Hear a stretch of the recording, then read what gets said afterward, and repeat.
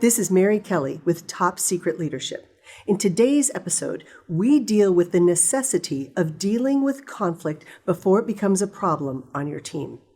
We know we have to deal with behaviors that might undermine the rest of the team. And why is this so important? Well, many people have an idea of their abilities that may or may not be true. Did you know that most people consider themselves above average drivers? Statistically, of course, that's not possible.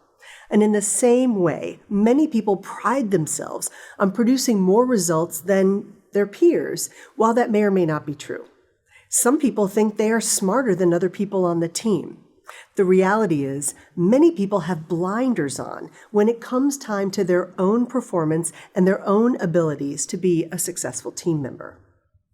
It's challenging for a manager to harness the multiple and sometimes very strong personalities they might have on their team into a cohesive group, especially when there are people who clearly don't want to adhere to the same standards they expect of others. Now, you've probably heard someone say, rules are for other people. I don't have to do that. These people expect the rules to apply to everyone else except them. They are frequently the most difficult to manage. I call these people your quarterbacks. Sometimes these quarterbacks want to call your plays, and they feel that because they are your most valuable talent, they can be as out of the box as they want. They can excel when they are part of the team or even when they're not, so they don't have to do what everybody else does. And sometimes these people refuse to contribute to the well-being of the team. And sometimes those actions are both distracting and counterproductive. Now, sadly, this is understandable given how we were taught as kids in school. We're generally assessed on our own individual performance, not on how well we contribute to the rest of the group's accomplishments. We are simply not taught how to work well as teams unless you might be on a sports team.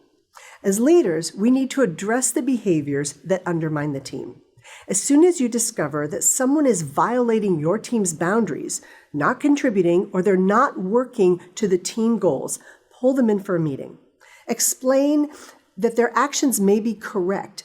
What they thought they were doing may have been genuinely motivated by the best of intentions, but if they're operating outside of those safety parameters or outside of the values, it's actually detrimental to the team's success. Now, frequently, these employees don't understand the big picture.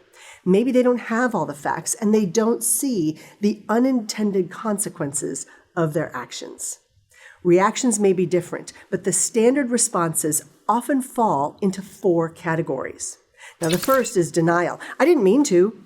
The team member's action may stem from pure carelessness, neglect, laziness, or a sheer lack of knowledge. The solution is to ask the person to discuss the situation right away. Let them know what happened and then ask questions to ensure that they understand that they're affecting other people. You might say, that may not have been your intent, but when you were late with your shipment of products for Friday, the next team could not process the order.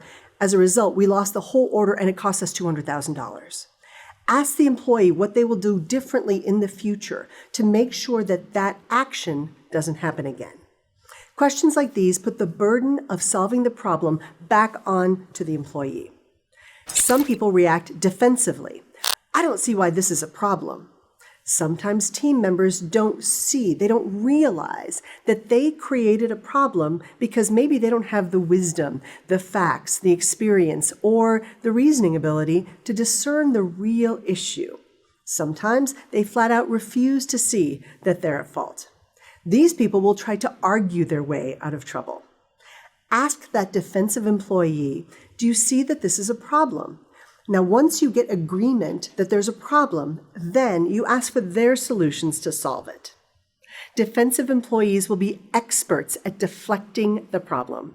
You may hear, but Charlie does this all the time. These excuses seldom have anything to do with the current problem. Don't let your defensive team member get you off topic. Stay focused on the current problem by asking the team member to focus on the conversation you're having at that time.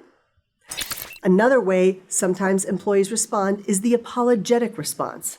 I'm sorry, this is all my fault. Now, this is the easiest response to deal with if it's sincere.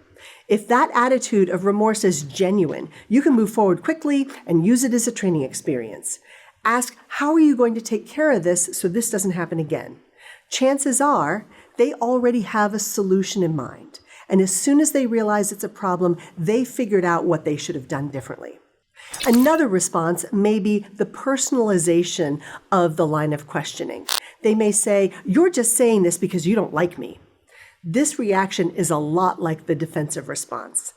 That employee may try to use something personal, again, as a deflection to not recognize their own behavior and how it's affecting other people. Stay focused. Be non-emotional while you direct the conversation towards solving the problem and the behavior that caused the problem. When getting people to think about solutions, ask open-ended questions that focus on the issues in a way that solve the problem and in a way that doesn't blame the issue on someone else. Close the discussion with a consensual agreement. Questions like, are you willing to work with the rest of the team to get this finished by Wednesday? Let's go talk to the rest of the team and schedule the rest of the project. Coalesce people together and find a way to move forward. This is Mary Kelly. See you next time.